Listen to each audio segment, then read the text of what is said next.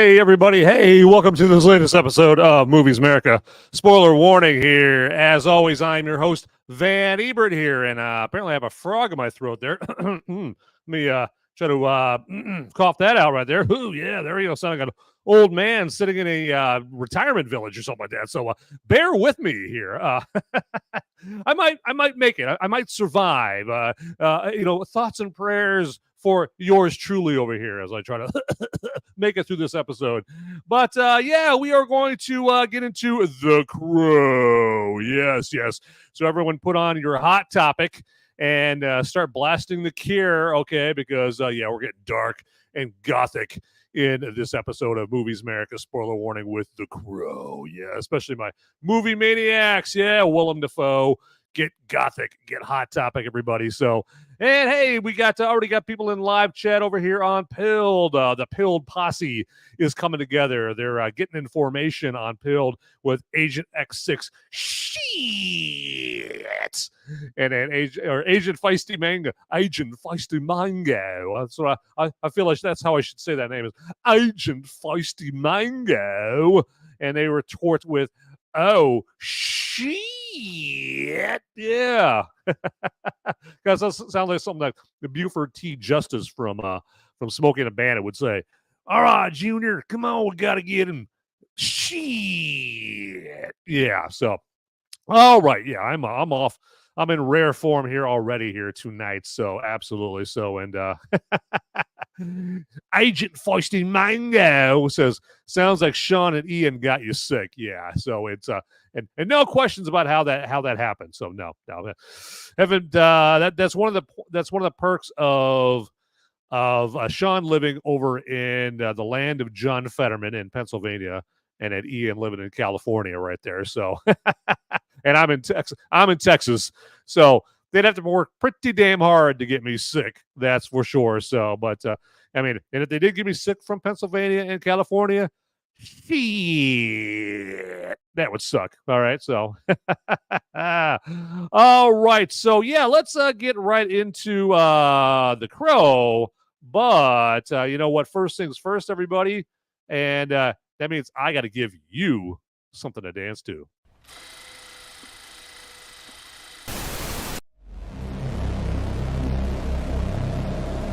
In a world where the number of movies available is great, but many are so bad, you'll learn a new definition of hate. One man sifts and reviews through the movie sludge. One man will be the movie cop, jury, and judge. He goes by many names, but you know him by Movies Merica.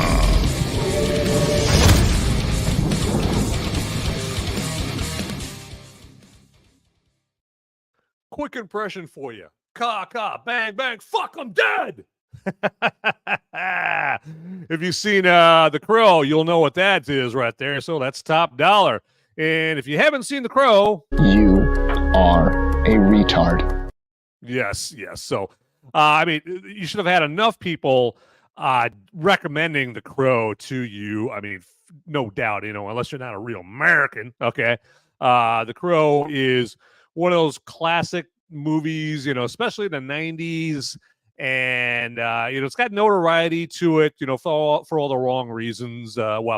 One piece of notoriety for the wrong reason there, obviously referring to Brandon Lee and his tragic, untimely death with this. But real quick here, while I'm thinking about it here, I just want to remind everybody to remind them that, hey, you got the live chat capability, everybody. Okay, this show isn't just mine. Okay, this is our show. Okay, so, and, for it to be this collaborative effort, then, we have to have live chat. And so in order for that live chat to work, you've got to get in the live chat. And so you can get in live chat in Pilled and be part of the Pilled posse like Agent X6 and Agent Feisty Mango is already. Or you can get into Rumble, get in the live chat at Rumble or YouTube, okay? And hey, Agent X6 gifted me the can, okay? They're trying to put me in the can, or trying to gift me the can. I guess that's much better than trying to throw me in the can right here. So, but don't throw me the can quite yet. I can't do the show, or maybe that's why you want to throw me the can, so I can't do this show. So, you know what? That follows. That tracks right there. Yeah.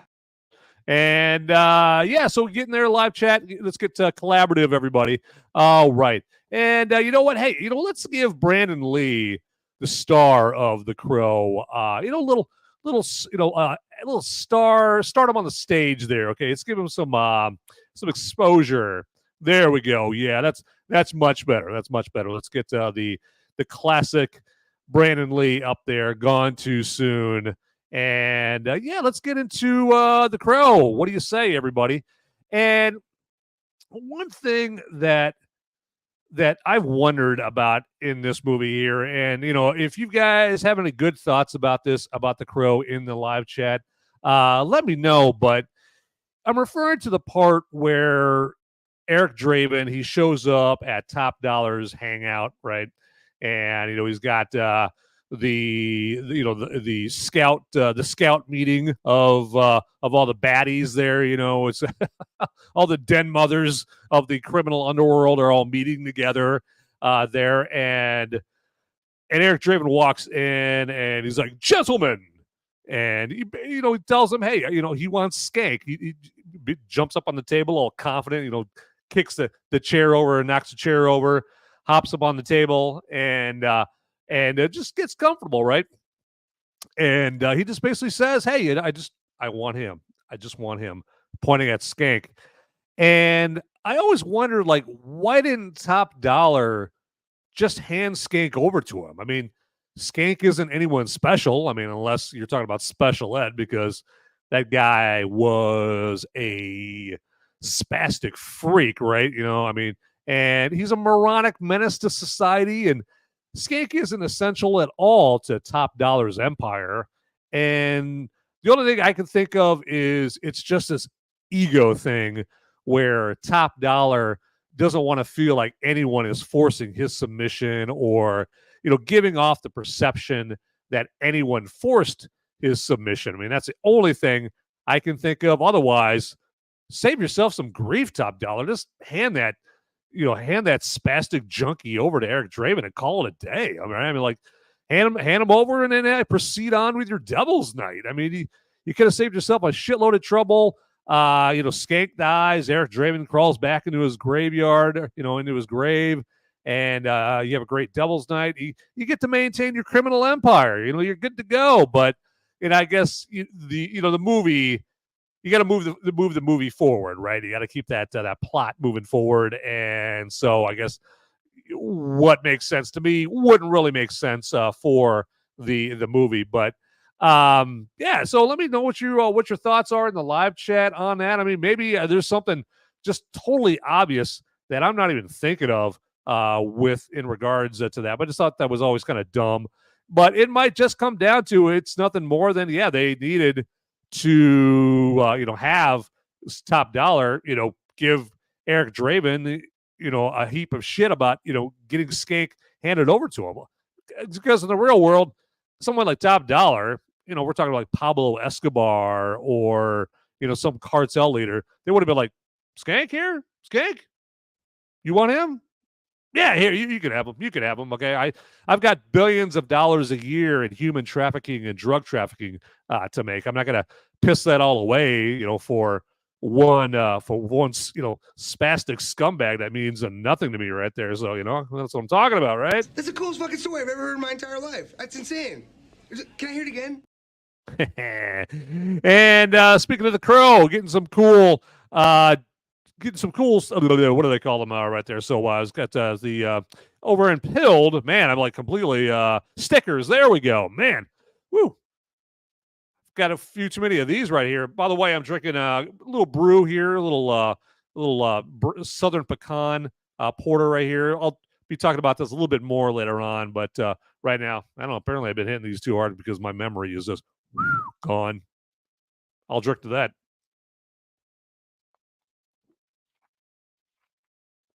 All right. And if you guys are drinking tonight, which you should be, I mean, come on, it's time to kick fucking back. I mean, if you're like me, you had a hard, 8, 9, 10, 11, 12 hours of work. And, it's time to kick the boots off and it settle down, with a little discussion about The Crow. And makes sense, makes perfect sense. They tip back a brew or some whiskey or some tequila or something like that. Let me know what you guys are drinking in the in the chat right there. So don't leave me hanging.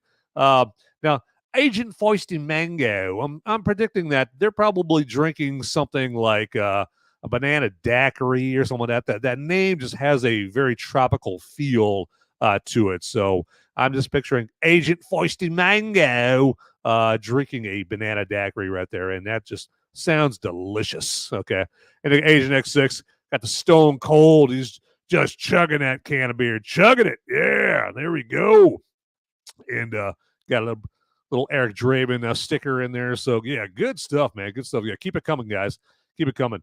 But yeah, Brandon Lee. I mean, this is a movie that no doubt was going to make this guy. Okay, this guy was he was coming up in the movie ranks slowly but surely. He was in that Big Showdown in Little Tokyo with Dolph Lundgren. And then he was in a movie a couple years before The Crow that I really like. I think it's an underrated, pardon me, 90s action movie called Rapid Fire with him and Powers Booth, and then Nick Mancuso's in that movie. And this is a good, brainless, kinetic, frenetic, balls to the wall action movie that introduces a larger audience to Brandon Lee and his martial arts skills that his dad Bruce Lee tried to teach him from the time that Brandon could walk. Okay, and so you get to see on the big screen in Rapid Fire this 90s style action movie. You get to see Brandon Lee just kick a little ass. I mean, show you what Daddy taught him right there. Okay, so and if you haven't seen Rapid Fire, check it out. Okay, so and if you're like, I ain't watching that shit, well, no, God, please, no. Yeah. So watch that Rapid Fire.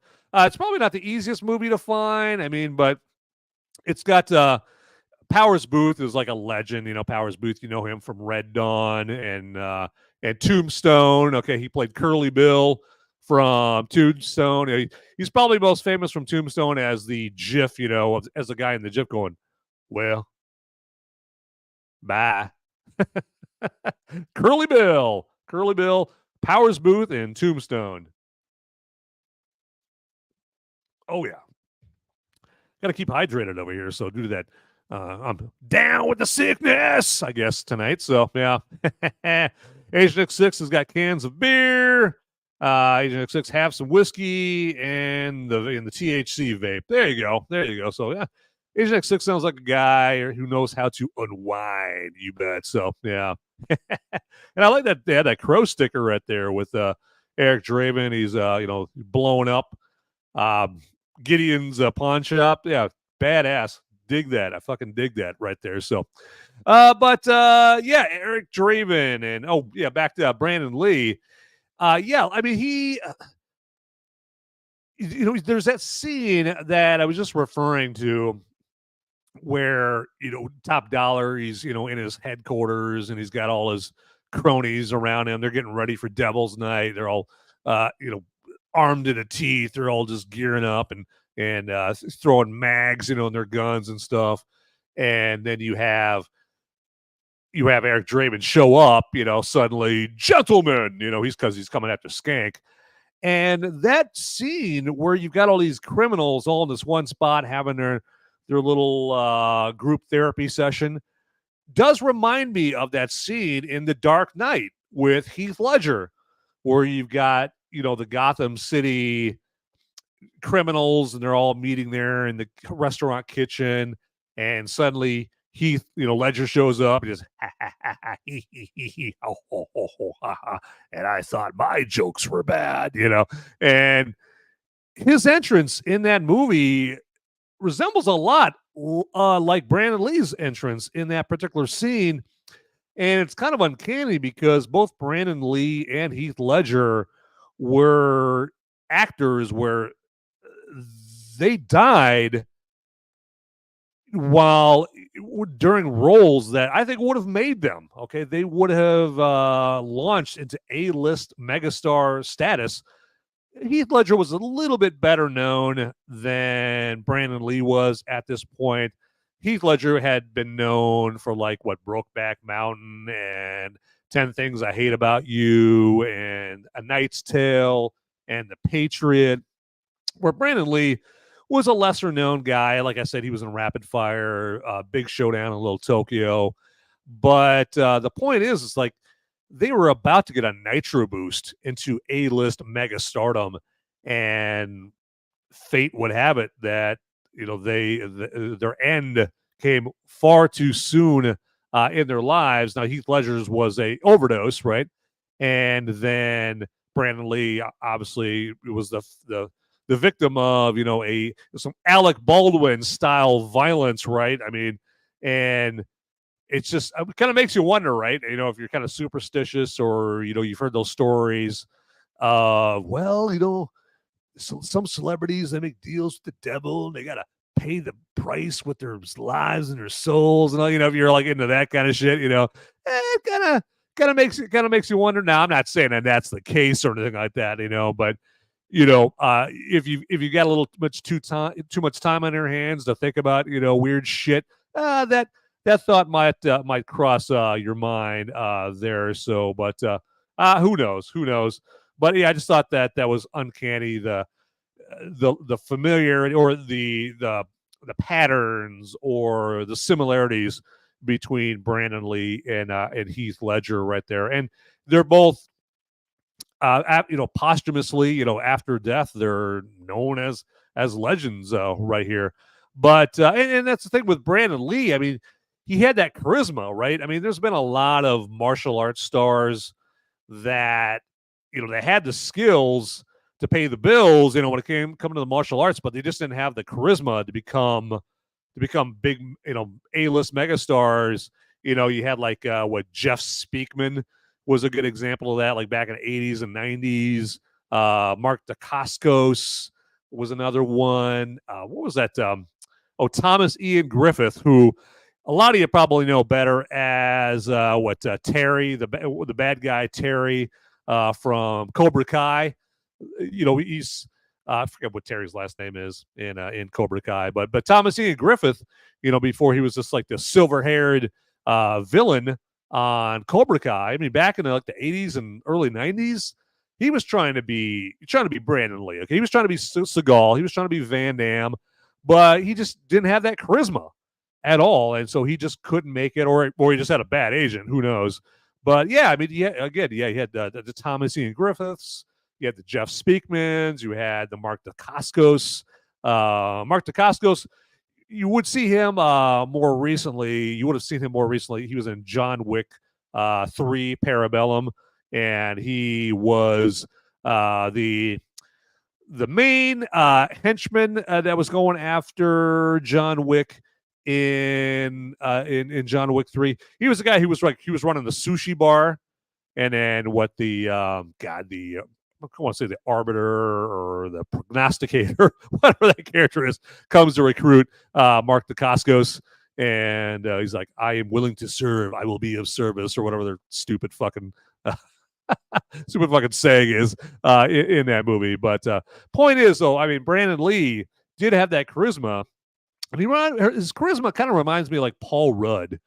Paul Rudd's kind of comedic charisma that he has, but just picture, Paul Rudd with like the martial arts skills of somebody who was trained, by Bruce Lee, right? I mean, just amazing, right? Rest in peace, Bruce and Brandon Lee there by Agent X6. It goes on to say a couple of Bruce Lee movies I really enjoy are Enter the Dragon and Game of Death. Yeah, no doubt. So I mean, just I was about to say timeless classics. They are. They have aged, but they're still good as far as just enjoying the genre, the martial arts genre. And then Wicked Age, great. Welcome to the show, Wicked Age. Good to see you here. So good to see some new blood in the show here, and I forgive me if you've been in the show and I didn't recognize you before, but yeah, you're right, man. Brandon Lee was awesome in Showdown in Little Tokyo. I thought that him and Dolph Lundgren had some great comedic chemistry in that, and that was one of those early chances, early opportunities for audiences to see, like, this guy isn't just some stiff as a board, zero personality action star, right? Or action, or wannabe action star, right? This guy had some comedy chops in the tank and whatnot. So it was he was Brandon Lee, again, just gone too soon. He was a A-lister, in waiting. Now his next movie after The Crow, he was saying to his mom that he was excited about his next movie after The Crow because it didn't have any martial arts, and so pretty much was going to let him spread his wings, Crow style, so to speak, in his acting career. Right, he didn't want to be pigeonholed. He didn't want to be typecast as just this martial arts action star. Now, apparently, like Jason Statham doesn't have a problem with being typecast as that, but Jason Statham, kicks ass at doing that. Hey, all right, Wicked Age, thanks a lot for gifting me the ship. I appreciate that. And yeah, says first time here, brother. Saw Brandon and wanted to see what was up. Yes, absolutely. Yeah, he's yeah. I mean, Brandon Lee, he's going to attract a lot of people to this show right here. And I had never done a Crow review, a Crow discussion here on Movies America. And I wanted to take the opportunity to do it because this last movie weekend was dead. I mean, no studio wanted to release a movie on Super Bowl weekend. Okay. And so it was a perfect weekend to, take on a movie that I just fucking love. I mean, just, it kicks ass, and it's it's a legendary movie. And if people don't like this movie, if they thought it had too much violence, be offended. But it's one of those movies where a lot of people remember like where they were when they saw this movie, right? And also it spawned a whole lot of cosplay as The Crow. I mean, when I first saw this movie, I was still in the military and I was still stationed over in Japan, and I remember going off of base, and you'd see like Japanese dudes dressed up as The Crow. And so because my base was near a Japanese town, or was in a Japanese town called Misawa, and I thought, hey, Misawa is like, there's an American military base. Maybe the Japanese dudes are just dressing up like The Crow because they're in such close proximity to an American base and whatnot, and so they kind of embrace American culture. And I remember, like, we went to Tokyo about a couple of weeks after The Crow came out, and there's a bunch of Japanese dudes like dressed up as The Crow down in Tokyo too. And then we went to not Hachinoi, Yokosuka. So Yokosuka, Japan is like a little bit south of Tokyo. Went there, and Yokosuka is like nowhere near Misawa where I was stationed at. Yeah, they had a bunch of Crow cosplay going down in Yokosuka as well. So, well, Yokosuka, there's a naval air station there, I guess. So I guess that might change things right there. But I just thought it just kind of cracked me up, like, just, hey, Japanese, they're getting on board with The Crow. It's awesome, But it does make sense. I mean, it's Brandon Lee. I mean, I know that his father was Chinese, not Japanese, but. But martial arts and all that shit. So, but yeah, it was very, very cool. All right, hey, let's I want to mix things up a little bit. What do you say? You gotta, if it's not new, it's through, right? And I just want to take my opportunity here to let you guys all know about tdpn.locals.com right up there. Yeah, you see that? Till Death Podcast Network is what TDPN stands for.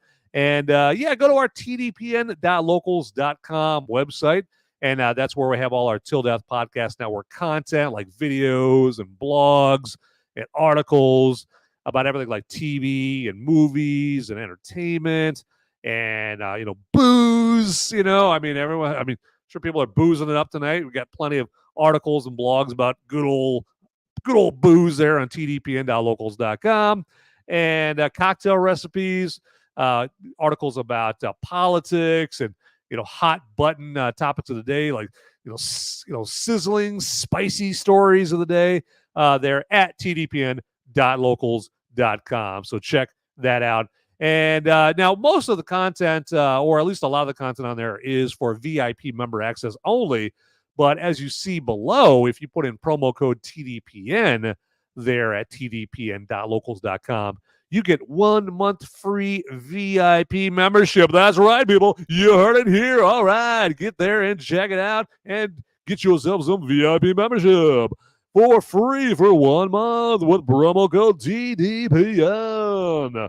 And then after that, it's just $3 a month. Yeah, that's it. That's $3 a month. That's nothing. That's nothing. That's a box of nutty bars, and nutty bars are delicious.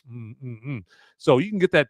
You get that same value as you get from those crispy, peanut buttery, chocolatey bars, nutty bars. You get that same value given to you for free, okay? For 1 month free, tdpn.locals.com access. I don't know if any of that made sense whatsoever, what I just said, but we're trying, man. We're trying, okay? All right. So that has been tdpn.locals.com, or that is tdpn.locals.com, and I want you to go there and check it out and get your 1 month free. All right, so let's move on. Let's do it. What do you say, everybody? Huh? Yeah, we don't want to do any of that shit right here. Crash and burn, huh, Mav?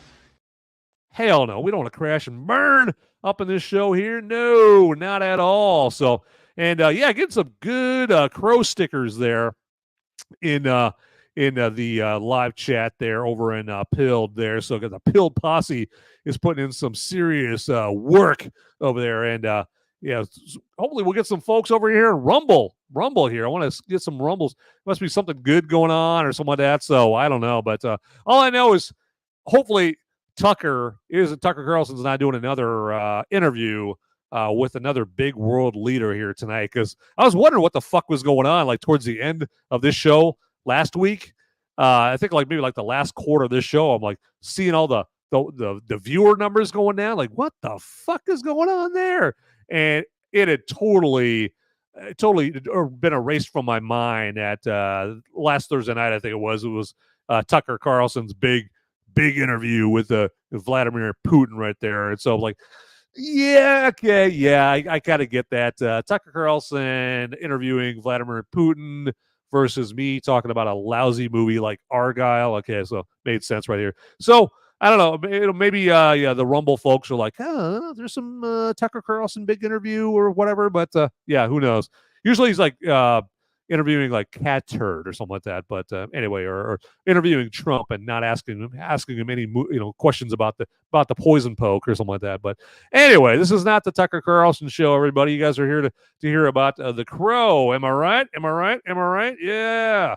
So more about The Crow here, but again, this movie is just fantastic as far as the actual content of the movie. Obviously, I mean, this movie had like this style to it. It was like the most stylized movie that Brandon Lee had ever done. I mean, up until this point, he just done like kind of by the numbers, cookie cutter action movies with not very stylized, kind of like just your normal like just normal cinematography, normal plot points.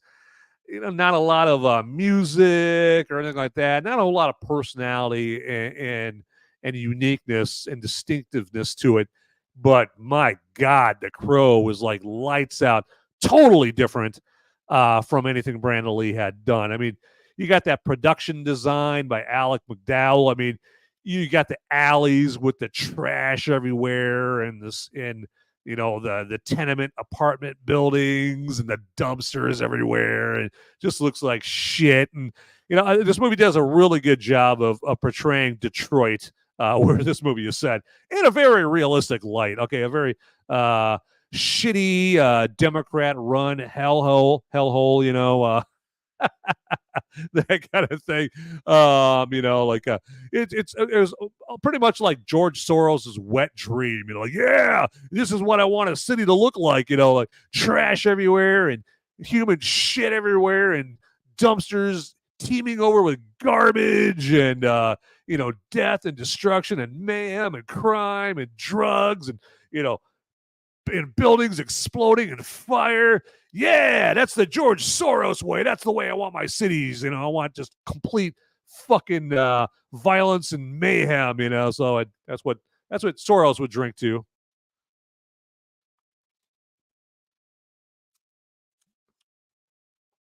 And that's the setting for The Crow. and production designer Alex McDowell brings that to the screen here in The Crow. And then Brandon Lee had never done any movie that has a accompanying. Is that how you say it? Let me try that again. Accompanying song track list.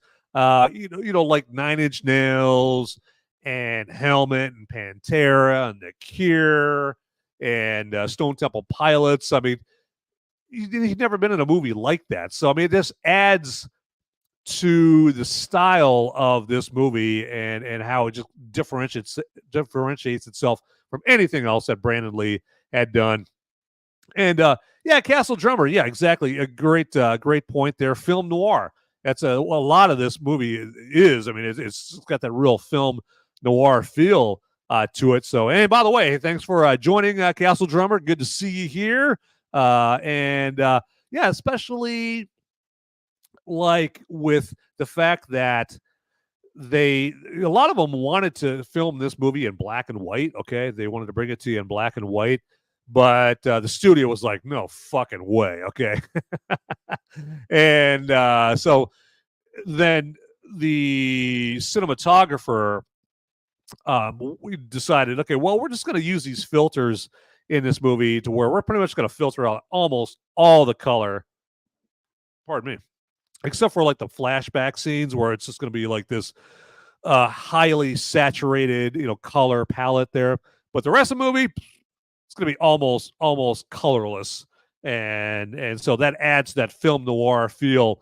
Castle Drummer, like you're talking about there, and then just some of the settings too, and just the pacing, because there are some slow, soulful scenes in this movie. I mean, this is not balls to the wall action. Okay, this is not a Michael Bay movie. All right, there's a lot of great atmosphere in this, because again, this is a goth movie, right? I mean, this is a movie. It's got to portray life is pain, all right? Life is pain.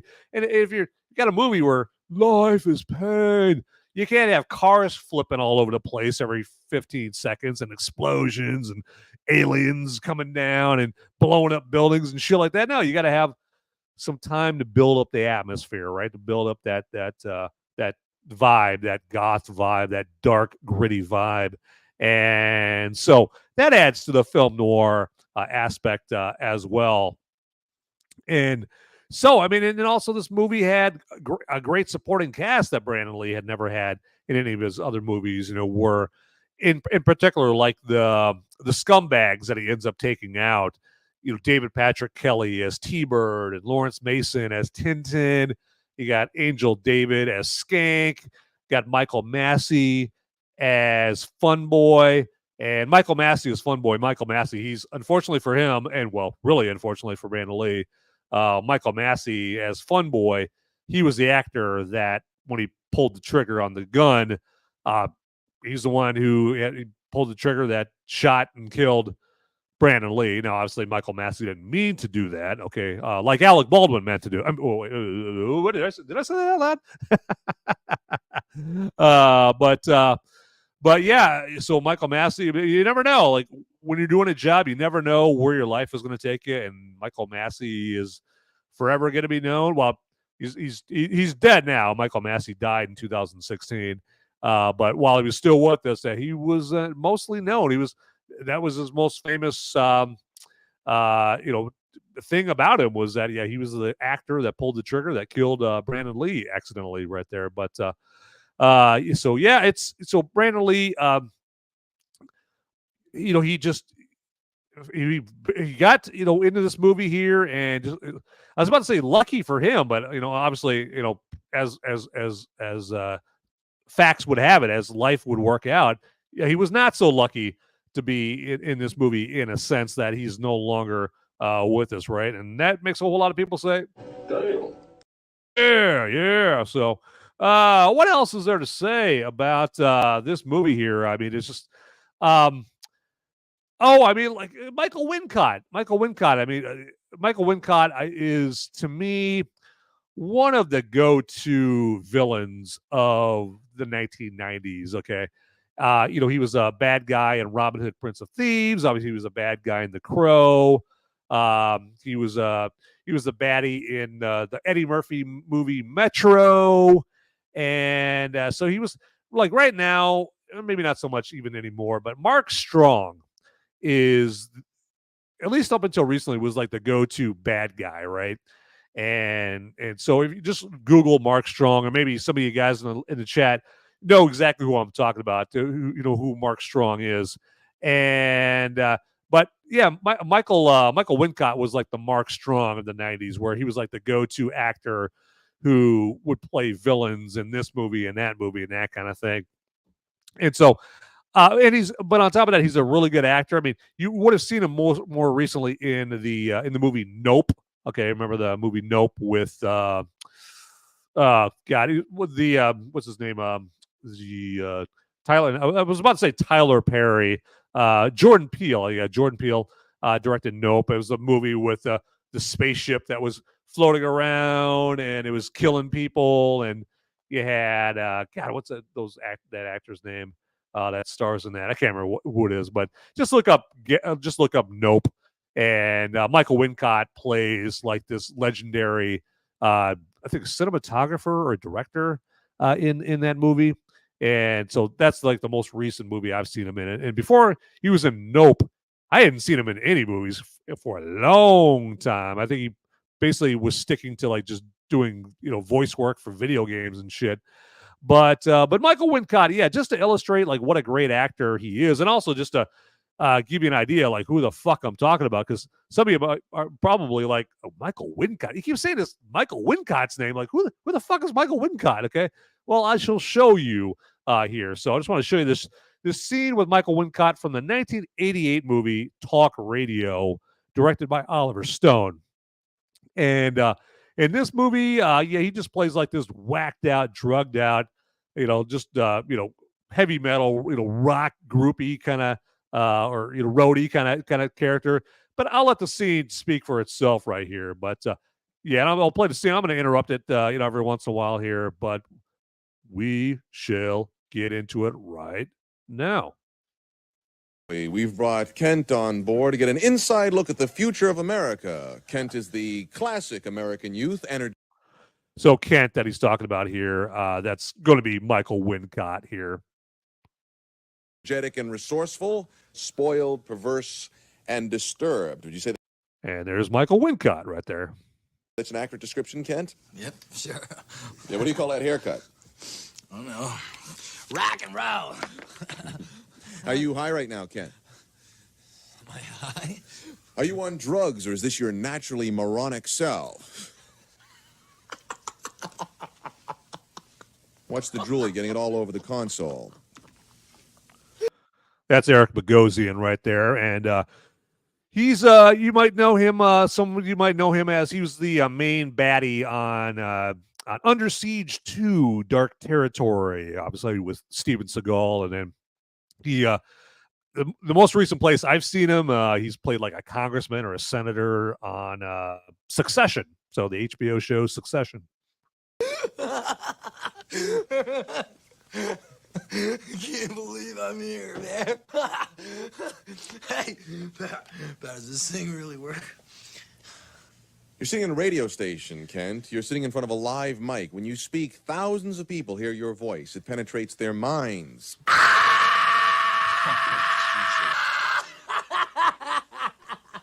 Okay, no, listen, I wanna send that one out to Diamond Dave and Do we all know a guy like this? I think we all do, right?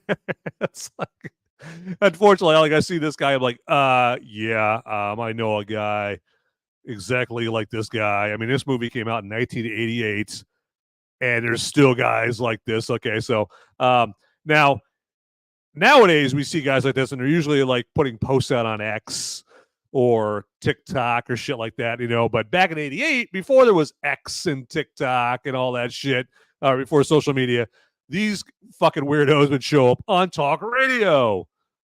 and Billy the bass player and all the babes at the Valley View Mall. We're discussing America here tonight, Kent. Do you have any thoughts on that subject? Yeah. Oh, I'm sorry. I broke your train of thought. Please keep going. This is exhilarating. No, it's not like I'm not political or nothing, you know? I mean, I like Bruce. He's political. Bruce Springsteen, yes, a very deep political thinker. He's a communist, isn't he? Well, who knew? Even back then in the 80s, they knew that Bruce Springsteen was a communist right there. Because talk about a guy, much less a rock and roll star that wants this country to go down in flames. Okay, so, I mean, he doesn't want you to just be born to run out of New Jersey. He wants you to be born to run out of this country. He's from New Jersey. His ex is pretty nice up there. Mm-hmm. Who's ex? Bruce's. Bruce Springsteen's wife. Yes, what about her? Julianne. Hi, Julianne. She was a model. You know that, Bear? All those guys got models, Bear. I mean, Mick and Jerry, you know, Keith, and Patty, and Prince.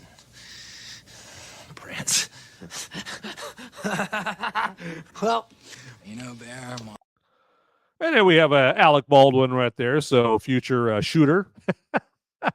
The actor who doesn't miss right there. And then, of course, we got John C. McGinley right there, future Dr. Cox on Scrubs. And he's been in many Oliver Stone movies, Platoon, and Born on the 4th of July. And was it Born on the 4th of July? I don't know. Maybe he was. I don't know. Any Given Sunday, he was in that movie right there. But yeah, Asian X6, you got that right. Fuck you, Cummy. hang around with guys I think are coolest. Look at you, man. You're a big guy, famous star and all. And I mean, you got that fine babe right over there who works for you, man. Leslie Hope. Yes, she was a smoke show back in the 80s right there. So I don't know if I'd be doing that to her right there. But yeah. Yeah. Respect. So, hey, if you got some cash and you're cool, you get to have a model.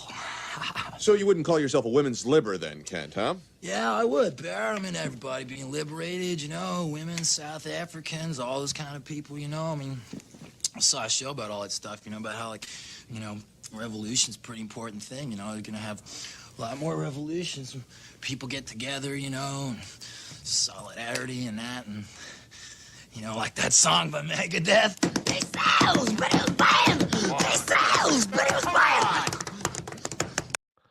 That's a John Pankow right there. So, and he's actually also great in To Live and Die in L.A. Yes, and I will always plug To Live and Die in L.A. as a great movie every chance I get. And so, since John Pankow was here on the screen right there, definitely wanted to shout out to Live and Die in L.A. And I think I was in that, what was that show with Paul Reiser and Helen Hunt, that sitcom back in the 90s. I think he was on that show there as well. But anyway, I digress. Hey, plus. We won't be able to stop it, Kent. Big Brother, government, corporations, I mean, they're a bunch of fascists, you know, they want to control everybody's mind, I mean, but hey, freedom's an important thing, just like you always say, Bear. You say the best things, Bear. I listen to you all the time, man. You're great. Kent, you're an idiot. I sincerely hope you do not represent the future of this country, because if you do, we are in sad shape. Actually, he does represent the future of this country right there, because again, like I said, this came on 88, And I think this country has collectively gotten fucking stupider ever since then, right there. So, but yeah, as you can see right here, and I know this is a movie, but we all knew guys like this back in the 80s. If you're still, around at that time, we all know that the slow but sure path to idiocracy didn't just start 5, 10, 15 years ago. Okay, this shit was going on starting in the 80s. Okay, and Michael Wincott as Ken here is proof positive in a cinematic sense of that.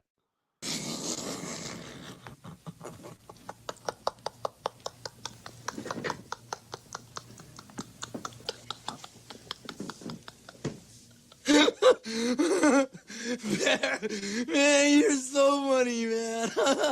That's why I love to listen to your show. That's why all the kids listen to you, man. Plus, these goons push you around. All the kids listen to you, Bear. You are the best thing on the radio! Kent, we discuss a lot of serious subjects on this show. Sad things. People killing people and babies starving and floods and for what? For nothing. For beer commercials and Tampax ads, MTV. So to kind of give you some backstory to this part of this scene right here. So Eric Bogosian plays like this shock jock, actually from Dallas. Okay, he's a shock jock in Dallas. That's where his character's broadcasting from in this movie. And so as a shock jock, like Howard Stern and Don Imus, that kind of shock jock. And so as those kind of shock jocks, as they get, as you would expect that they get, he gets a lot of hate mail and threats over the phone, over the airwaves, and that kind of thing. And so, this fucking goofball that is on the air here now, obviously that's one of his fans. A yacht, the ocean, a diamond earring, a racehorse. Well, I guess so. I guess so. All I know is what I read in the papers. And that's a lot of talk. Barry, it's talk. Talk. Ralph, tell me something. I'm curious. How do you dial a phone with a straitjacket on? Barry, I don't know much about God, and I never was very religious, but you can't help feeling like something is wrong. Like, nobody's driving the train. So as you can see, this person on the phone is, about a couple of sandwiches short of a picnic, bat fucking nuts out of their head, okay? System. Because too many people are getting sick. And the traffic, it's just jamming up. And even the weather. Look at the bottom of that note right there. I think this guy would fit right in Ukraine, but I don't know. Maybe he's working in Zelensky's administration now or something. I don't know, but yeah, I just see that symbol at the bottom. Like, Ukraine. Not so good lately. Barry, I don't get it, Barry. I just don't get it. You don't get it, Wimp? Here's what you get. You get $1.59. You go down to the drugstore, buy yourself a pack of razor blades, and slash your fucking wrist, pinhead! God. So, I mean, yeah, as you can tell there, Michael Wincott really brings it in that role right there. And so, so I wanted to contrast that, his performance in talk radio back in '88 with his performance in The Crow in 1994. So let's just take a little peekaboo into a scene from The Crow. For tomorrow night, no sweat. Is the man in?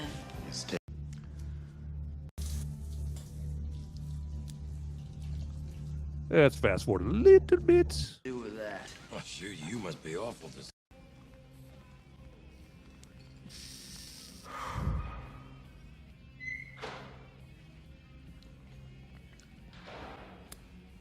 Yummy. For some reason, I can't put my finger on it. This is Hunter Biden's favorite movie. I don't know why that would be. Gideon's pawn shop just burned down to the foundation. Nobody cleared this little event with me. I didn't have nothing to do with that. Oh, shoot, you must be awful disappointed. I got trouble. One of my crew got himself perished. Yeah, and who might that be? Tintin. Somebody stuck his blades in all his major organs in alphabetical order. Well, gentlemen, by all means, I think we ought to have an introspective moment of silence for poor old Tintin. You're working for me tomorrow night, right? Whatever you say, I can do. Good. That's very reassuring. I still ain't heard the story on why Gideon's burned down. Is that a natural?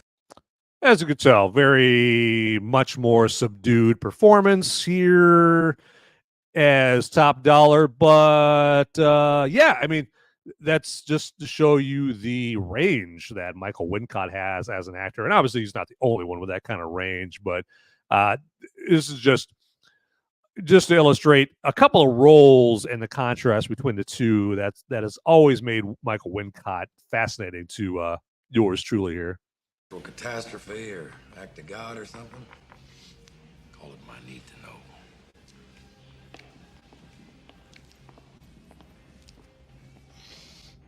There we go. So there you go. Yeah, get that last Hunter sniff there, or get that last Hunter rail there. And Agent X6 is Hunter calls himself Fun Boy.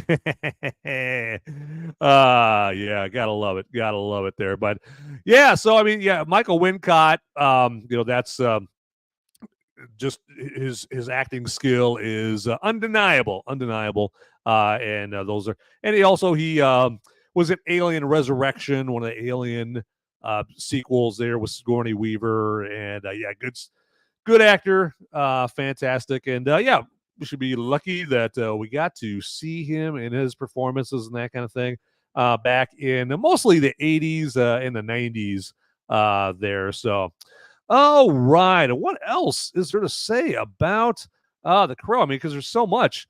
And I was going to say, another thing. Don't let me forget to mention that it's not a matter of if we'll see a Crow reboot, but when actually a Crow reboot will be released, because we are going to have a Crow reboot. It's actually already been filmed back in 2022, and this Crow reboot is actually going to star Bill Skarsgård as you guys might know him better as Pennywise in the It films, or the newer It films. And then also he just played like what the Marquis, I think was his character's name, the Marquis in John Wick 4. And so, but I think before he filmed John Wick 4, yeah, he had filmed the Crow reboot. And this Crow reboot that's coming out here this year, this by no means was the first stab at trying to make a Crow reboot. I mean, we've had big time directors and big time stars trying to reboot The Crow for decades now. I mean, we had stars like Bradley Cooper and Tom Hiddleston, and even Jason Momoa were supposed to play Eric Draven at one point. I mean, can you imagine Jason Momoa as Eric Draven? My God. You got Khal Drogo from Game of Thrones, all bulked up and all freaking ripped up and shredded, as Eric Draven. I mean, that would, it wouldn't have been boring to, see how that would have looked. I mean, totally different from Brandon Lee, who was kind of like this, quintessential stereotypical waifish, hot topic kind of looking thing. Had that kind of waifish hot topic look to him as the Crow, but he could still take care of himself right there. And I like Agent X6, and I like what he's putting out there. He's putting out a couple of titties here on Pilled there, getting the titty stickers going on. So, and yeah, Rupert Sanders directing the new Crow movie. We'll see how it turns out. Agent X6 is, yeah. I mean, you're like me. You're in wait and see mode. My very first instinct was like, how sacrilegious, how disrespectful to the memory of Brandon Lee that you're rebooting The Crow. How dare you, sir? And I was like, but I'll And then after I, stopped hyperventilating, and I took 10 deep breaths, and I was like, all right, let's see how it is. There's nothing wrong with there being 2 great Crow movies, right? I mean, you can have the fantastic Brandon Lee 1994 Crow movie, and then hey, if this Bill Skarsgård Crow reboot kicks ass, if it kicks fucking balls, great. We've got great, 2 great Crow movies to check out there, and hopefully it's got a good soundtrack to it as well, like the original Crow does. But all right, everybody. All right, that's enough out of me. I think it's time for a little brew review time. What do you guys say? Because I'm getting a little thirsty over here, and I'm sure you guys are a little thirsty too, and you guys are wanting to hear about this brew that you guys keep seeing me tip back. So without further ado, brew review time for you.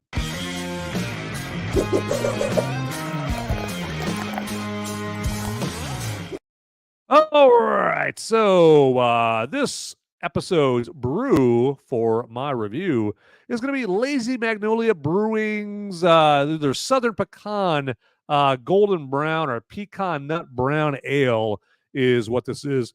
And this comes from, Kiln, Mississippi, or what the locals there, they call it the Kill instead of Kiln.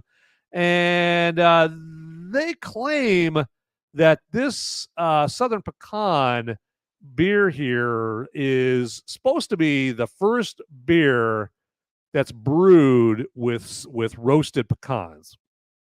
Who knows? Okay, fact check me on that, or fact them rather on that. But so it's supposed to be this beer where they brew it with roasted pecans as like the grain in the beer concoction, and it's supposed to give it like this nutty vibe to it.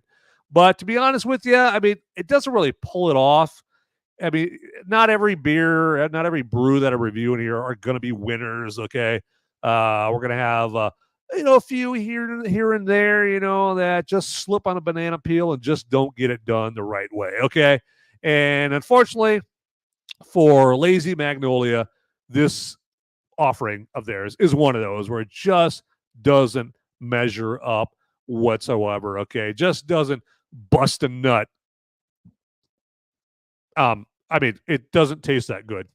Let me put it to you that way. So it's probably a better way of putting it right there. But yeah, 4.5%, alcohol by volume, 20 IBU. That's international bitterness units to all you civilians out there. And so it's not very bitter, but I mean, a porter isn't, or a brown ale typically isn't going to be bitter. It's typically not going to have a whole lot of hops in it, but it's serviceable. But yeah, it just doesn't, a swing and a miss, unfortunately, for Lazy Magnolia with their Southern Pecan Brown Ale here. So nice thought. But yeah, they just didn't pull it off. And now after I say that, I'm going to take a drink, okay? Because I need to stay hydrated.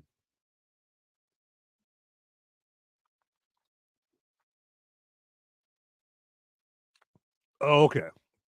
So I just can't, in good conscience, recommend the Lazy Magnolia Southern Pecan Brown Ale to you. I mean, if you want to fall on that grenade, if you want to take that dive and try it out for yourself, by all means, right there. So, but yeah, so that has been brew review time.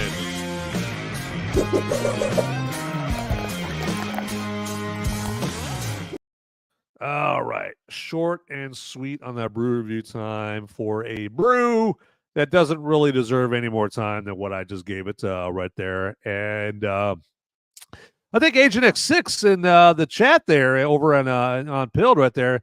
Yeah, he's a little horny. He's horny.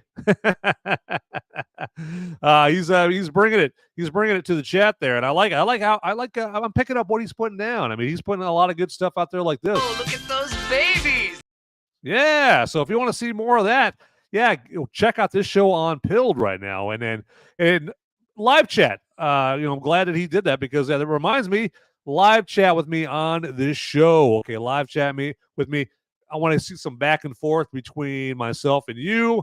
I don't want this just to be a one-man show. So yeah, let's talk about the Crow. Let's talk about Brandon Lee. Let's talk about movies, people. Like, let me have it, man. It's talk about entertainment in general, okay? It's talk to me about anything you want. And if you got questions about like particle accelerators, or biochemistry, not going to be a whole lot of help to you there. But, if you want to talk, movies, cinema, movie theaters, sticky movie theater floors, all that shit, by all means, let me know. And boobs, titties, I'm obviously Agent X6,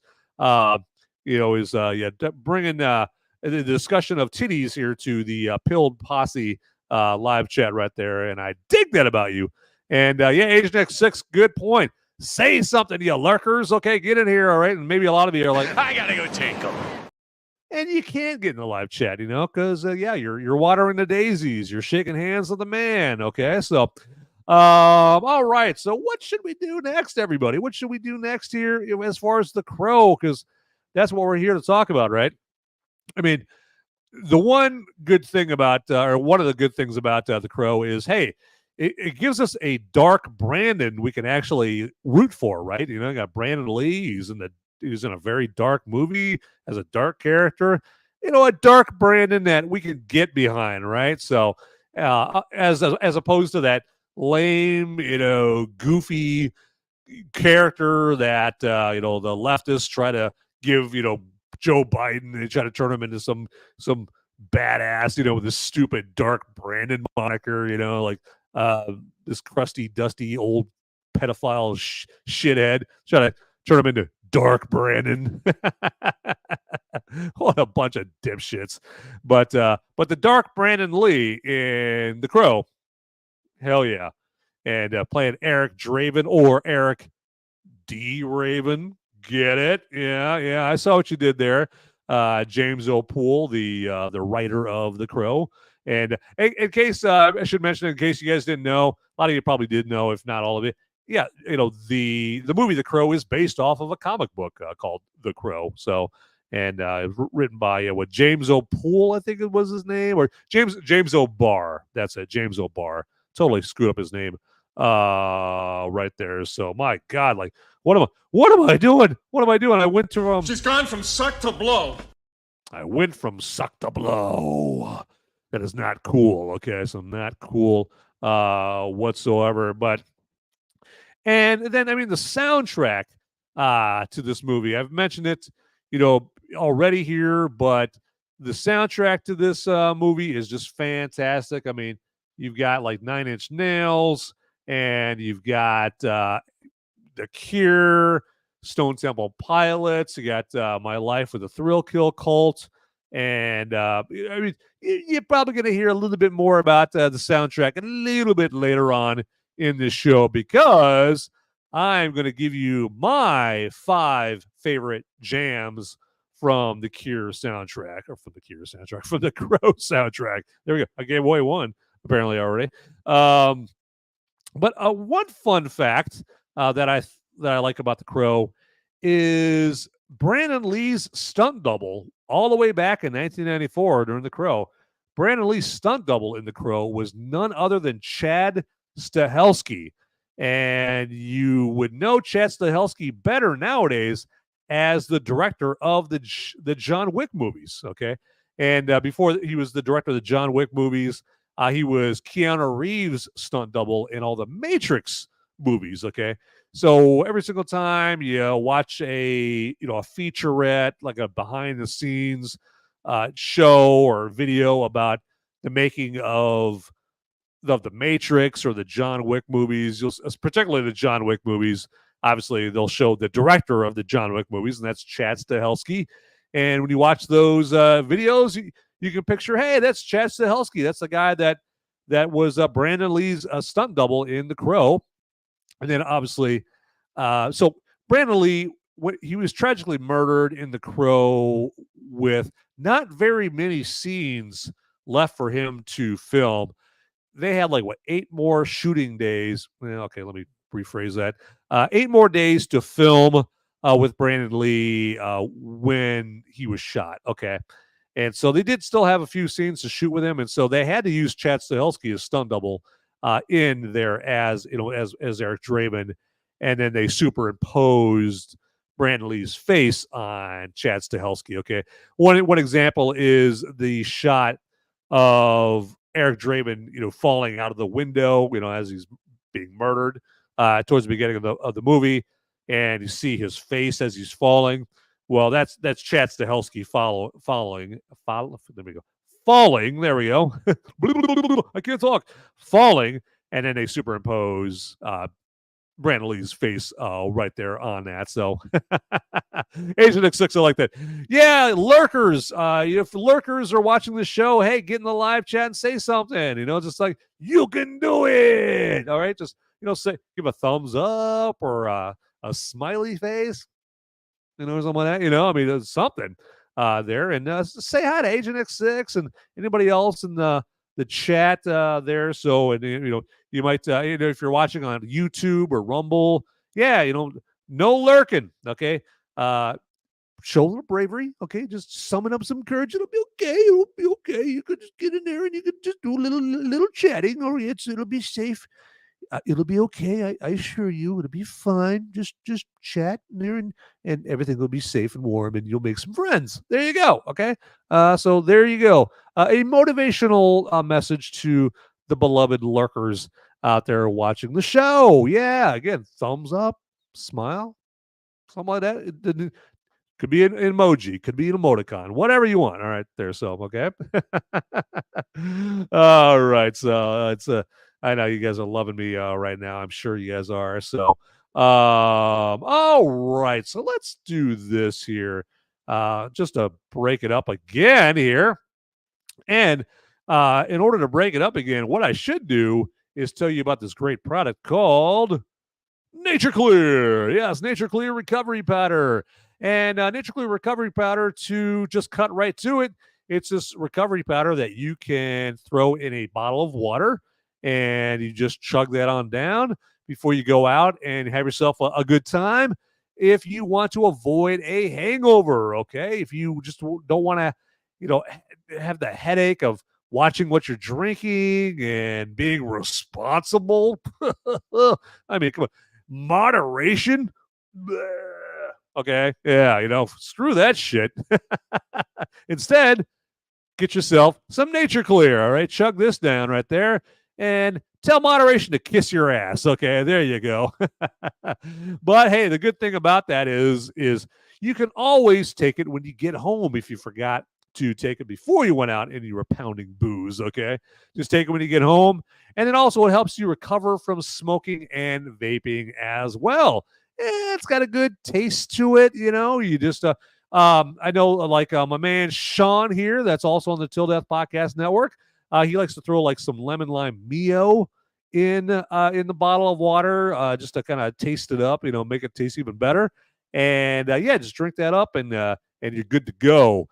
So right now, all you have to do is click on the Nature Clear link in the description, grab yourself your Nature Clear products, get it in the shopping cart, and then put in promo code MOVIES, and you're going to get up to 25% off your next order. Okay, so can you dig it? Of course you can dig it. Yes.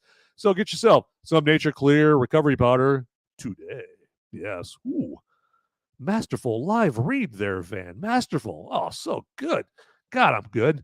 Man, am I good. I always think of Little Nicky with that, you can do it. Yeah. I always think of him saying, you can do it, on The Water Boy, too. So Rob Schneider, killing it, everybody, killing it. So checking out live chat here and make sure I'm not missing anybody here in the live chat. No, I'm not. Good to go. All right, man. We just plugging right along. Yeah, what's I'm talking about? Yeah. I'm drunk. You're drunk. Everybody's drunk.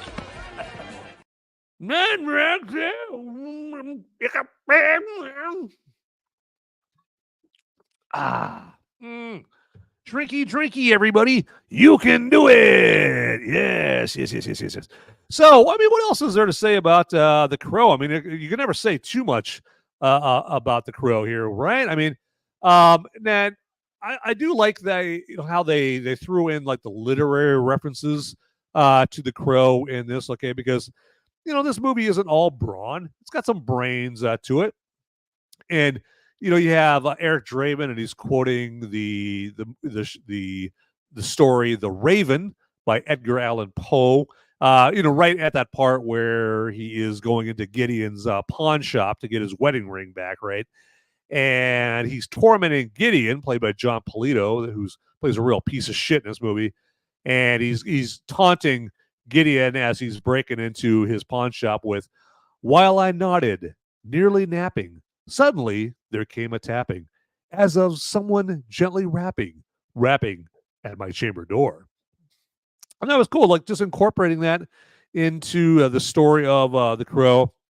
But then again, that's not the only literary reference in The Crow here. Just to as if there wasn't enough, intellectual stimulation in The Crow. We also get David Patrick Kelly as T-Bird, and he starts quoting Milton's Paradise Lost in this when they have the flashback scenes where basically he's essentially murdering Eric and Shelley, and he's taunting Eric with a quote from Paradise Lost of, "Abashed the double stood and felt how awful goodness is."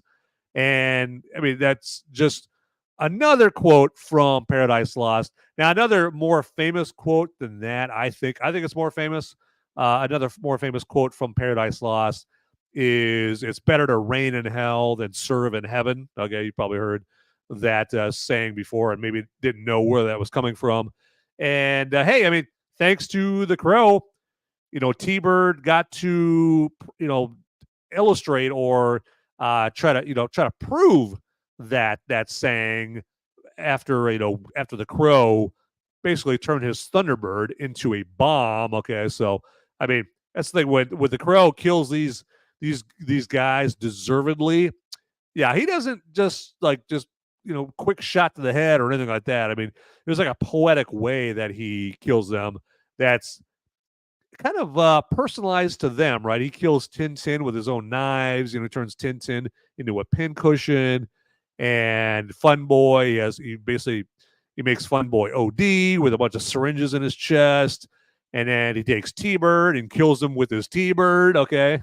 The only one is like Skank. I mean, I guess Skank doesn't have any kind of characteristic about him or to his personality other than just being this spastic douchebag, and he just throws him out of a window right there. So hey, that'll do it. That'll get the job done, right? Just throw him out of a high-rise window and no more Skank right there. So Skank is gone there, but good stuff here on this Crow episode of Movies America. Spoiler warning.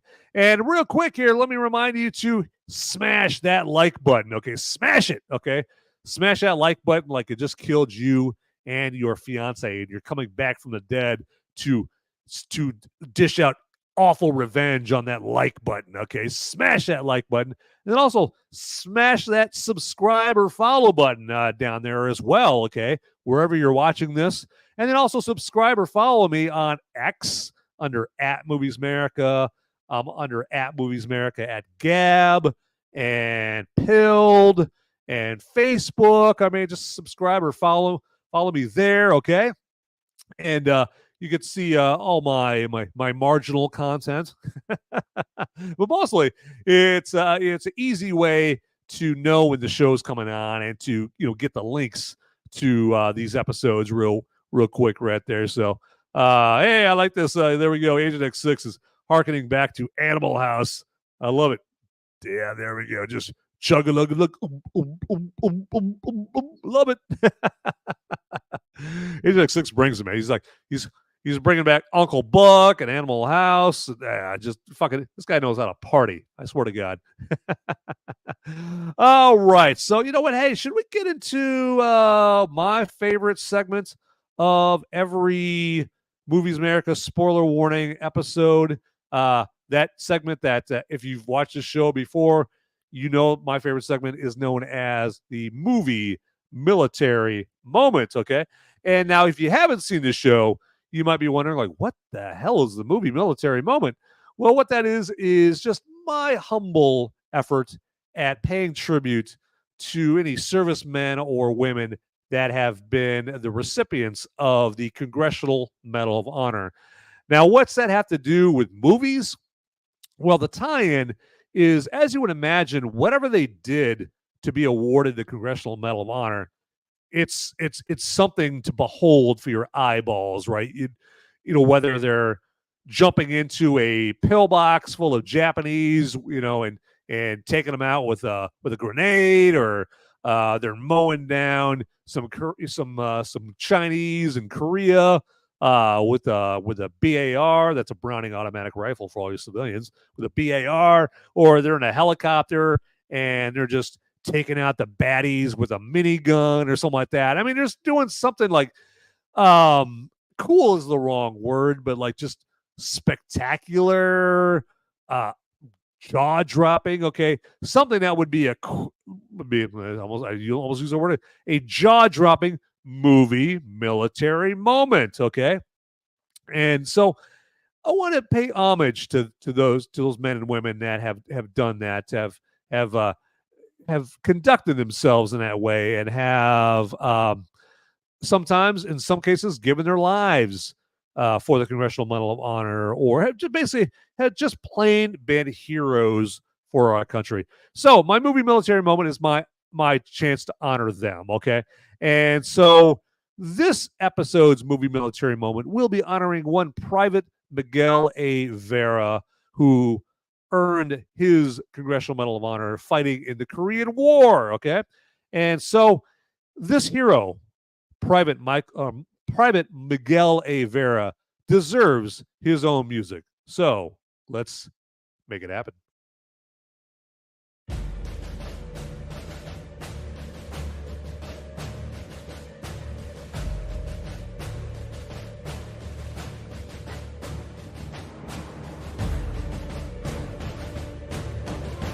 This is the movie military moment.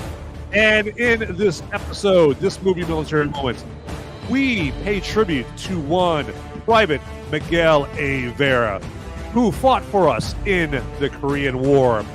And let's just take a minute or two to learn more about the heroics of one Private Miguel A. Vera. Private Miguel A. Vera distinguished himself by acts of gallantry and intrepidity above and beyond the call of duty while serving as an automatic rifleman with Company F, 38th Infantry Regiment, 2nd Infantry Division in Chorwon, Korea on September 21st, 1952. That morning, despite suffering from wounds inflicted in a previous battle, Private Vera voluntarily left the aid station to join his comrades in an attack against well-fortified enemy positions on a hill of great importance. When the assaulting elements had moved within 20 yards of the enemy positions, they were suddenly trapped by a heavy volume of mortar, artillery, and small arms fire. The company prepared to make a limited withdrawal, but Private Vera volunteered to remain behind to provide covering fire. As his companions moved to safety, Private Vera remained steadfast in his position, directing accurate fire against the hostile positions despite the intense volume of fire which the enemy was concentrating upon him. Later in the morning, when the friendly force returned, they discovered Private Vera in the same position, facing the enemy. Private Vera's noble intrepidity and self-sacrifice saved many of his comrades' lives. Private Vera's extraordinary heroism and selflessness at the cost of his own life, above and beyond the call of duty, are in keeping with the highest traditions of the military service and reflect great credit upon himself, his unit, and the United States Army. And we salute you, Private Miguel A. Vera, in this movie military moments. And that has been the movie military moment for this episode. All right. Never gets old. So again, just my humble opportunity that I take for myself to pay tribute, to pay homage to our servicemen and women. And as I always say, if you happen to be watching either live or later on, and you're a friend or family of Private Miguel A. Vera, I think that it would be fantastic, to let the friends and family of Private Miguel A. Vera know about this, and I think that they would get a kick out of someone paying a tribute and giving their loved one some much deserved time and mention. Okay, so so check it out. Let them know here if you happen to be watching this. Maybe you're not watching this live. Maybe you're watching this in the year 2077. Okay, so and if you are, hello to people in 2077. Hello. Okay, I'm dead now, but I thank you from the grave for watching my show. Okay, so all right. So okay, and again, movie military moment. My favorite part of the show. Love it. Love it. All right, let's check out our live chat here and see what we got here. At Agent X6 is flying the flag. Yeah, old glory. Love it. Love it. Yes, absolutely. And Pilled Promos. Hey, appreciate you joining the show, Pilled Promos. And it does not go unnoticed. We got to support each other on Pilled.net. We got a lot of content creators on Pilled.net, bringing us some great content, great shows, okay? And so if you've never heard of Pilled.net, don't freak out, okay? It's not some far-flung niche site or anything like that. It's an all-around, all-encompassing entertainment site that informs you as well, okay? And at Pilled.net is where you need to go to, meet some great people, great patriots, great Americans that actually still love this country, okay, and want this country to survive for not just for us, but for our children, okay, and for our great grandchildren. And like it sounds, just go to Pilled.net. There we go. So, and they're not even paying me for that, okay? I'm just just want to give a great site like Pilled.net a little love, a little shout out, okay? A little tribute there. But as you've heard, you can live chat with me through Pilled.net on this show. And you can give each other like what they call red pills and blue pills. Now, red pills is like the like button, where if you give someone a red pill in their comment, that's like you saying, "Hey, I dig what you're doing, man. I'm picking up what you're putting down." And a blue pill is like, "What the fuck are you talking about?" Okay. And hey, we got Battle Ravaged over here on Pilled.net, and yes, Battle Ravaged. There we go, ravaged by battle, and but he's signing up for this battle here, this Movies America spoiler warning battle. There we go. He's driving. Okay, so we'll drive safely right there. So yeah, you bet. So and but multitasking, I respect that. So listening to the show and driving. There you go. So all right. So what should we do next, ladies and gentlemen, boys and girls? Hey, let me just take a moment here to beg you for money. Okay. I can't put it any other way than that. And that's where I just remind you that there are these things called Rumble rants in Rumble. If you are liking what you're hearing and you want to show me a little, little financial love, to back up your appreciation. Yeah, you can give me what's called a Rumble rant. Give me $1 or $2 or $3 or 100, whatever floats your boat. Okay. Or on Pilled, you can give me what's called a gold pill, and gold pill equates to moolah. Okay. Dinero. All right. And Battle Ravaged says, the man. There you go. I appreciate the love, Battle Ravaged. All right. So give me a compliment from the road. And then also on YouTube, you can show me a little financial love if you are so inclined through a super chat. Okay. And on YouTube, it's just the button with the dollar bill down by where you type in your little live chat message right there. So again, yeah, feel free to show me a little financial love there, a little financial appreciation if you're so inclined. Okay. Always do appreciate that. So, and would I like your money? Yeah. Fuck yeah, exactly. Oh yeah, what the hell? I'm a capitalist. Okay, I'll tell you. It's those nutty bars aren't going to pay for themselves, or I was going to say the beers aren't going to pay for themselves. No, better beers than this. Okay, better than the Southern Pecan shit. No. Don't waste your time. Right there. So, all right. So let's do this here. I was teasing this a little earlier, and this is where I just want to tell you about what my favorite songs are from the Crow soundtrack. I mean, as you guys know, the Crow soundtrack is legendary. I mean, a lot of people talk about the soundtrack just as much, if not more, than the actual movie itself. I mean, a lot of people are kind of thirsty for that soundtrack. I have been so thirsty my entire life.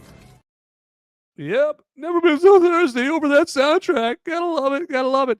And so, yeah, let me take a few mementos to tell you about my favorite tracks from the Crow soundtrack here. And so, hey, they aptly named my fave songs from the Crow soundtrack. And these by no means are in any particular order whatsoever. Okay, so what do we got first here? Let's get right into it without further ado. So I dig the Golgotha Tenement Blues track from Machines of Loving Grace. And Machines of Loving Grace is one of those like industrial rock bands that were kind of big in the 90s, but they kind of petered out. They disbanded in 1999. And they got some help from Trent Reznor, no less, from 9 Inch Nails. So, because I guess one of the members of Machines of Loving Grace had a mutual friend with Trent Reznor, and so they met Trent Reznor, and Trent Reznor decided to help them out, and they created a track together. What the fuck was that name of that track right there? Can't remember. Like the Richest Junkie Alive or something like that, I think is what the name of the track was. But yeah, Machines of Loving Grace, they are a product of the 90s.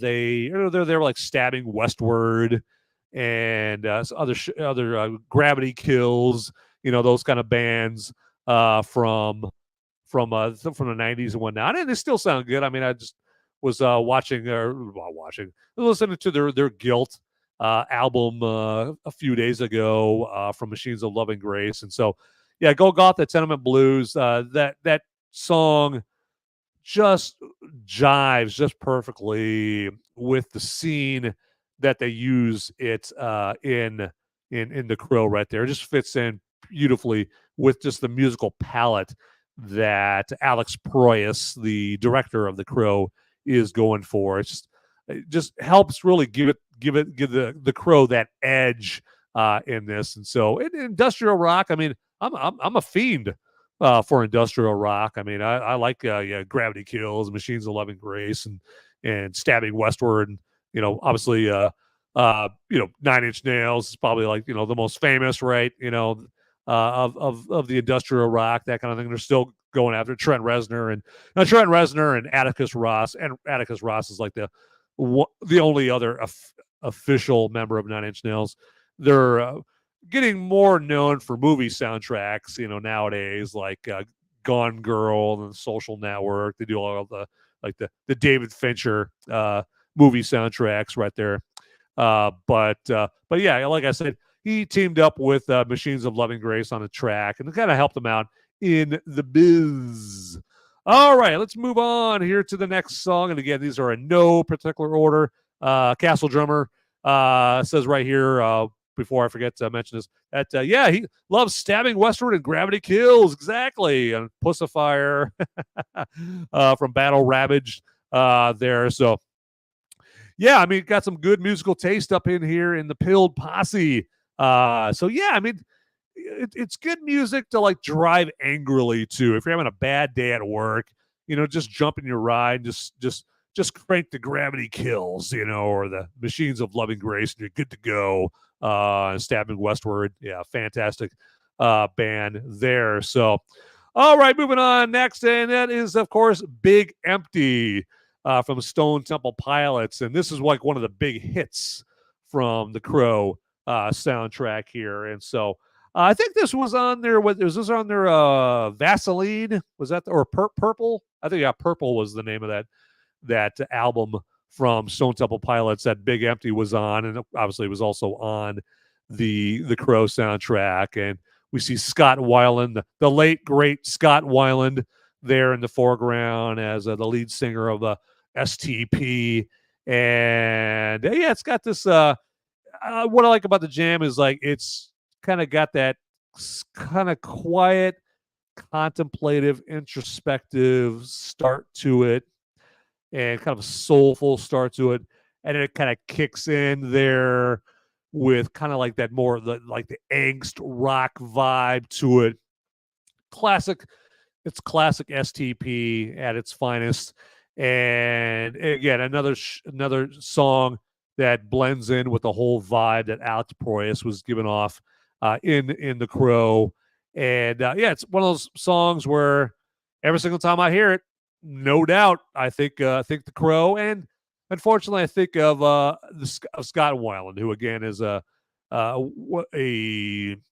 genius, a very talented person, a talented guy that gone too soon there. But yeah, Big Empty, Stone Temple Pilots, great jam from The Crow. And yeah, no self-respecting list of my favorite jams from The Crow would leave Big Empty off the list. Can't have it.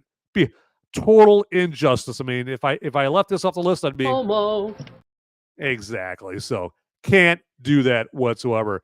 All right, let's move on next to the next selection. What could it be? That's After the Flesh from My Life with the Thrill Kill Cult.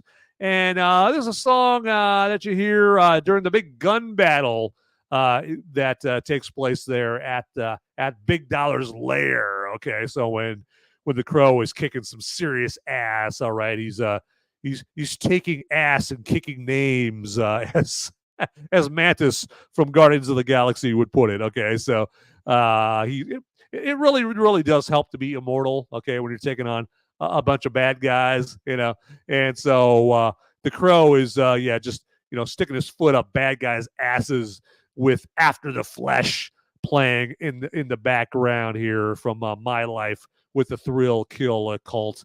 And it just gives that scene just some extra badassery to it, when just he's taking lives, okay, and just laying waste to the bad guys as you see, Big Dollar, Big Dollar, there we go, yep, Top Dollar, woo, Top Dollar in his right-hand man, was it Grange? Is that his right-hand man? Played by Tony Todd of Candyman fame. Yeah, so they're making their escape as the Crow is just laying waste, just killing at will. Okay, with After the Flesh from My Life with the Thrill Kill Cult playing there. So, and it just makes it kind of gives it that more warped tone as the carnage continues. And again, another song where if I hear it, and I'll be honest with you, I've barely ever hear this song because this is not a song that hit the top 40. Okay, I mean, Casey Kasem wasn't like, and now here's After the Flash, rocking up the top 40 charts to number 5 with From My Life with the Thrill Kill Cult. Like this, no, Casey Kasem did not have After the Flash on the top 40. This was not a hit song outside of this movie whatsoever, but it adds its distinct and impressive signature to that gun battle scene right there. So, but I just like how that gun battle scene starts out, or kind of starts out with Top Dollar like, this guy's boring me to death, kill him, and then they just start just playing bullet catcher or having the Crow play bullet magnets there, and obviously it doesn't work because that's how immortality rolls, right? You can fill them full of lead, and that motherfucker ain't going down, but you are, and you're going down to the tune of After the Flesh from My Life with the Thrill Kill Cult. Yes. All right. What do we got next here? So, what could it be? Burn from The Cure. Yeah, Robert Smith and the boys with Burn. And this is one of those distinctive songs from The Crow where I would venture a lot of people hear this song and they think of The Crow. And it's this is straight out of the Hot Topic. Hot Topic. Have you guys ever shopped at Hot Topic? This is straight out of the Hot Topic wheelhouse. Okay, it's this is a very much a life is pain song here, but that's the kind of songs that The Cure specializes, in, right? The goth kids from South Park, they definitely they park their car in The Cure's garage, okay, and Burn is their offering for the purposes of the Crow soundtrack. But it provides a little bit more melancholy to this overall melancholy movie that we all know and love as The Crow.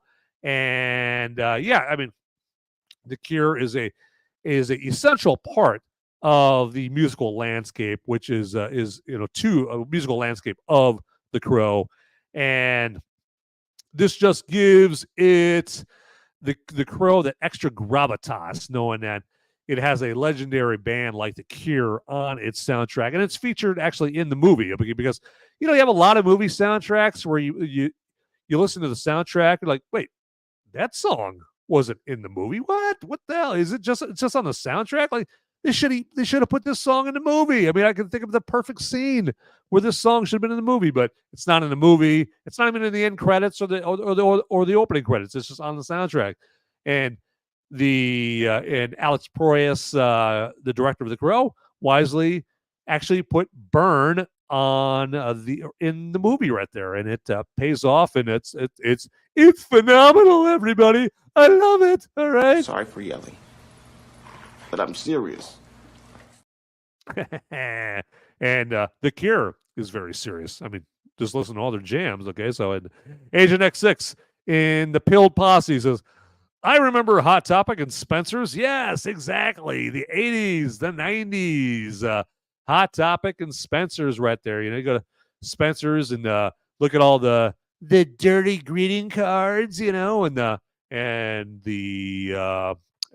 what do they call them? The oh God, I'm like it's the name's escaping me here. The liquid lights or whatever the fuck they are. Like, straighten me out, guys. What am I thinking of? The globe lights, or you got the disco balls and all the lighting arrangements. You get the posters at Spencer's and Hot Topic. If you want something in black, they got it. Okay, so right there. But and I'm sure a lot of those Japanese dudes that cosplayed as the Crow, they probably went to Hot Topic to get all their Crow gear. They're cosplaying as the Crow right there. So you bet. So Spencer's and Hot Topic. Yep. Staples of their time. That is faux show. All right. And hey, let's get some more titties in the Pilled Posse live chat over there on Pill. Let's do it. Yeah. Okay. So next, let's move on to the next jam. One of my other favorite jams in the Crow soundtrack. All right. Lava Lamp. Thank you, Battle Ravage. Woo, boy. Going senile. I'm pulling a Biden. Okay, I'm pulling a Let's Go Brandon. No, not Brandon Lee. Let's Go Brandon. I'm pulling that because I can't even remember Lava Lamp. Come on, that should be easy to remember, right? So, but all right. So here we go. Let's move on. See if I can keep any of my dignity. All right, and Dead Souls from 9 Inch Nails, and there is the aforementioned Trent Reznor. And Dead Souls is another song from the Crow soundtrack that is unmistakable as being part of the Crow and in the landscape of the Crow, and just it fits within the scenes of the Crow beautifully. Okay, so and fits the whole vibe, the feel of it, and. So we got Trent Reznor right here, but most of these dudes, I mean, I don't know if they're probably not even with 9 Inch Nails, because 9 Inch Nails was like Menudo, right? I mean, if you were a member of 9 Inch Nails for more than 10 minutes, that was fucking shocking, okay? Because Trent Reznor was like the only constant of 9 Inch Nails. They were like interchangeable members to 9 Inch Nails, but yeah. So 9 Inch Nails, this was probably like the same year that his what was the Downward Spiral. That was his album that came out in '94 with like Closer and I wanna fuck you like an animal. That Closer song there, and lots of other songs from the Downward Spiral. Great album from 9 Inch Nails. But that album came out the same year as this song was on the Crow soundtrack. So a very lucrative, very rich year for Trent Reznor, I'm sure, there. But not that Trent Reznor cares about money. No, not at all. So he's life is pain, man. That's his vibe right there. But yeah, Dead Souls from 9 Inch Nails, a essential part of this list of my favorite songs from the Crow soundtrack. And the Crow soundtrack is like one of those rare soundtracks that just has song after song after song that's just fantastic on it. Think Footloose or the Saturday Night Fever soundtrack, shit like that. Last Action Hero, lots. I mean, that's the thing. We don't have so much anymore. We don't have near as much as we used to, or not near enough. Is great movies and great soundtracks to go along with them. Okay, just don't get that as much anymore. So, and I miss those days where you'd have a movie come out and it would have like all these top 40 songs that would go along with it. Top Gun, another great example of that. So now Top Gun Maverick, it had a top 40 song that came out with it, but it was that lousy Lady Gaga song. Ugh, God, like what are we thinking there? My God, like in that song sounded like yes. But it didn't have a whole lot of songs on that Top Gun Mavericks soundtrack that hit the top 40. It didn't have a whole lot of good songs on there, like the original one. It had Cheap Trick and Kenny Loggins and all that on there. But I digress. Okay, but yeah, The Crow was one of those classic soundtracks from back in the day that had a lot of great songs in it here. And Dead Souls from 9 Inch Nails is just one of those songs right there. Another, just one of my favorite songs from the Crow soundtrack. Yes, and so yeah, that is my list, and I just wanted to let you guys take a look at those. Look at those babies. Yes, those babies, those favorite songs of mine from the soundtrack of The Crow, everybody. Yeah, so let me know what you guys think of my selections there for those songs there in the live chat there on Rumble or YouTube or Pilled. All right, maybe you guys are like, "What the hell kind of list was that, Van? What are you high? Like, where was Rage Against the Machine? Where was Pantera? Where was Helmet?" Well, they almost made the cut, but we only have so much time here, people. Okay, I mean, I've got important things to do, people to see, or people to do and things to see. I don't know. Just very tight schedule here. Very tight. I'm a very, very important man. Very, very, very important man over here, and I gotta get all my shit done. It's the coolest fucking story I've ever heard in my entire life. That's insane. Can I hear it again? All right. So, hey, just to let you guys know. So next week, my movie that I will be reviewing is one Bob Marley, One Love. Okay, Bob Marley, One Love. So obviously that's going to be the biopic from about Bob Marley. Boy, losing my train of thought over here. So yeah, I'm going to check that out. So we're back to new movie status next week. Okay, so no retro review like The Crow next week. So this Sunday afternoon at 4 Eastern, that's 3 Central, 2 Mountain, and 1 Pacific.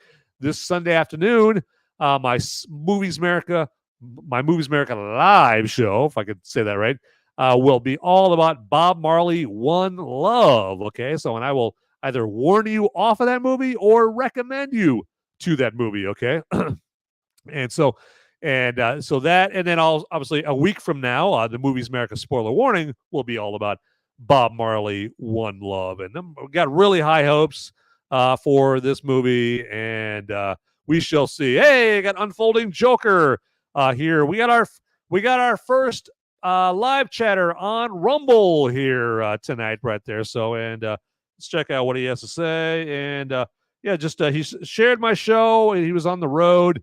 But hey, Unfolding Joker, yeah, take it easy on yourself. I appreciate you joining, whether it's really, really late or whatnot. And yeah, he's giving me a toast. Giving me a toast here on Movies America. Spoiler warning tonight. Okay, so and yeah, and again, that's the thing about live chatting on Rumble or YouTube. I can put your chat on the screen. That's just like that. Yes, absolutely. So, and Unfolding Joker, obviously, talk about The Crow. So, yeah, got any thoughts about The Crow? Here, let me know all about it there. So, any questions, whatnot. But sounds like you probably will be watching the show, the recording of it a little later on. At least I hope so. Okay. And also check out Unfolding Joker on Gab. Okay. Go to gab.com and check out Unfolding Joker. He's very creative. He just came out with a great trailer or commercial. What was it for? Lardy's Unfolding Joker. Lardy's is like a new restaurant chain called Lardy's. Okay. So that Chris Christie would love. And then also he created a movie called Lard Target, or at least a trailer or a poster for the movie Lard Target, not to be confused with Hard Target, a movie called Lard Target, featuring the fat ass we all know as Chris Christie in there. So and yeah, so epic teaser before the full release. Are we talking about movies or something else when we're talking about that? Maybe, I don't know. Okay. There. Maybe I'm just thinking about that because I'm seeing all these titties over here on Pilled, and I'm digging it. I love the titties that you guys are putting down. I'm picking up what you're putting down over there in Pilled. So, yes, there we go. Love it. All right. So let's get ready to wrap up this episode. Shall we? Yeah, let's do it, because I got people to do and things to see. All right. And so we are going to get right into wrapping up with the show with me telling you about moviesmerica.com. And moviesmerica.com, what that's known for, or what I got at moviesmerica.com, is my audio-only versions of my show, of my spoiler-free reviews that come on every Sunday afternoon. Now, moviesmerica.com, the episodes really don't show up there until later in the week. So if you want to see my reviews for my spoiler-free reviews right away, it's better to watch it live on Sunday afternoon, or watch a recording on YouTube or Rumble or Twitter or Pilled right after the show on Sunday afternoon. The audio-only versions on moviesmerica.com, I'll be quite honest with you, I usually procrastinate on getting those out there, and they usually don't show up until like Tuesday, Wednesday, Thursday, because I get lazy. So yeah, better to check out the live or check out the episodes you can actually watch as opposed to just listen to. Okay, but moviesmerica.com, and also there's a link on moviesmerica.com to our merch store. Okay, so all right, and moving on. As I mentioned before, I am on social media on X and Instagram and Gab, all there under @moviesmerica. And then if you check me out there, make sure to follow or subscribe to me out there at those locations. And then, hey, you see my posts out there. Hey, like my posts there if you feel if you feel that they're like worthy, and comment on them. I want to hear from you on my posts out there on those social media sites. Okay, on X and Instagram and Gab and Facebook. Okay, and I'm also on Pilled. You can comment to me there on pilled.net. All right, so want to hear from you, and then hey, I'll follow you back. Okay, there we go. That's how I roll there. All right, and then we have our merch store. Our merch store, where we have all our Till Death Podcast Network related merch, including Movies America merch. Okay, you get yourself a Movies America phone case, Movies America yoga pants, for God's sakes, Movies America socks, and whatever. I mean, just if you can think of it, we probably got it there with a sweet Movies America logo right on it. And we're going to be coming out with like more and more designs. I'm sure my man Ian, who you guys see on the Whiskey Capitalist podcast, he does these great designs for the Till Death Podcast Network shows. And he's going to be coming out with even more Movies America designs and Sipping with Sean designs and all that stuff, all the shows for Till Death Podcast Network. So you're going to have more to choose from at that merch store link down in the description. So get there, click on that thing. Just pound that merch store link and get in there and do a little browsing. Are you a browser? I'm a browser. I mean, are you browsers? I come from a fine family of browsers, okay? Hey, and if you know what movie that's a reference from, put it in the live chat, all right? So let me know if you know where the browsers reference, what movie that's a reference from. So, all right. Moving on. We've got at Till Death Network, solo.to/Till Death Pod Network. And what is there? Why, that's where you can find all the links that have anything to do with the Till Death Podcast Network, okay? So if you want to have like a one-stop shop place to find the links to Movies America episodes or the Whiskey Capitalist Podcast episodes or Sipping with Sean episodes, Till Death Podcast episodes, you could probably go to this link right here, or you could definitely go to this link right here and get all the links to those shows right there. Yes. Unfolding Joker has updated me. The Lardy's commercial, I relax, is just a teaser. There's a fuller version coming out for the Lardy's commercial, the parody of Hardee's, I believe, called Lardy's. So yeah, go to gab.com and check out Unfolding Joker's page out there. All right. And we're going to move on to solo.to/Till Death Studios. And the reason you'd want to go there is if you're like me and you're a content creator, or like Ian or Sean, more Unfolding Joker content creator, obviously, and lots of others on Pilled and Rumble. If you want to have your content spruced up, if you want to give it some flair, like the overlay up at the very top that says Movies America, or the intros that you saw at the beginning of the show, you can have great flair like that created for you and your show if you go to solo.to/Till Death Studios, all right? And my man Ian is going to hook you up with his skills that pay the bills, okay? So don't hesitate. Check it out, okay? And then also solo.to/I'm Sean Cav. That's where you can see all the links to anything that Sean Cav is doing on the Till Death Podcast Network, like his Sipping with Sean show that I mentioned earlier, that comes on every other Friday. And then also you see him on the Whiskey Capitalist podcast as well. And then he has a lot of great musical content, like his gigs that he does. He's a bass guitar bass player. I don't know how many times I have to say the word bass, but anyway. So go to solo.to/I'm Sean Cav for all the links to Sean Cav's fantastic content. All right.